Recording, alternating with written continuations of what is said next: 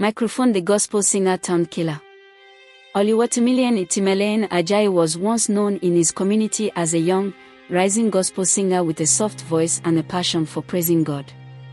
To many, he was a man of faith and a symbol of inspiration. But behind that mask of piety hid a much darker reality, one that would shock Nigeria and lead to his conviction and death sentence. Broken heart the victim, a promising young corps member. Salome Adaidu was a 24-year-old graduate undergoing her National Youth Service Corps, NYSC. She was posted to Abuja and served at Nikon Insurance. Bright, hopeful, and loved by her peers, Salome had dreams of becoming a top professional in the corporate world.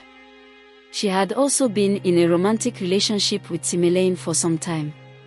What Salome never expected was that her life would be cut short in a brutal and horrific way by the very man she loved.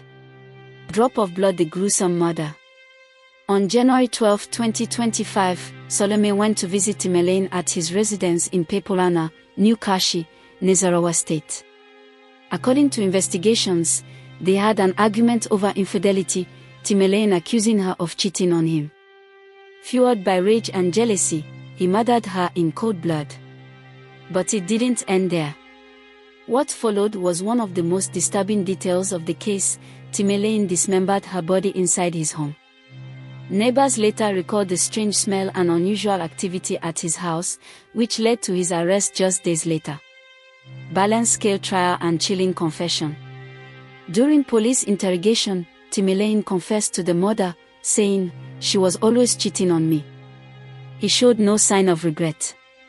In court, he initially pleaded not guilty, but the evidence against him was overwhelming: blood-soaked clothes, dismemberment tools, and his own words. The case was tried at the Nasarawa State High Court in Lafia, presided over by Justice Simon Aboki. Hammer the verdict: death by hanging. On June 26, 2025, after months of trial and emotional testimonies, the court found Oluwatimileyin Ajayi guilty of culpable homicide punishable by death under Section 221 of the Penal Code applicable in northern Nigeria. Justice Aboki, in his ruling, declared, "This court finds the accused guilty beyond reasonable doubt.